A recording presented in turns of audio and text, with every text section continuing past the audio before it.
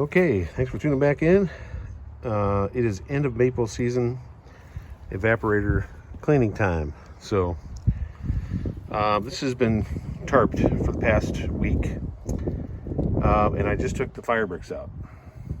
These are the fire bricks, fully bricked. You can see they still have a bunch of ash on them and everything. But I thought I would show you a little bit of, the end of the season process with a barrel evaporator. So there's a lot of cleaning, a lot of dust to do at the end of the season, and that's what I'm doing now.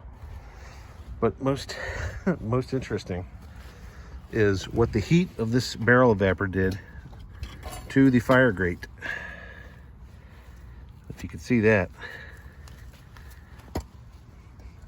that's some heat. That used to be straight. This is over the course of 7 boils on this barrel evaporator. It's completely, it's like completely melted, nearly, right? It's pretty wild. You can see the layer of stuff on there. Just comes off like that, But the metal is completely just melted and reshaped. So that's what happens inside while you're boiling maple sap. That's what happens to your fire grate, unless you have some thicker, maybe cast iron grate. This is just a steel small grate I got at Tractor Supply that I put in there to help with airflow inside the evaporator. So I don't know what I'm going to do with this. Probably not going to use this again next year. I'll try to find another grate out there, maybe.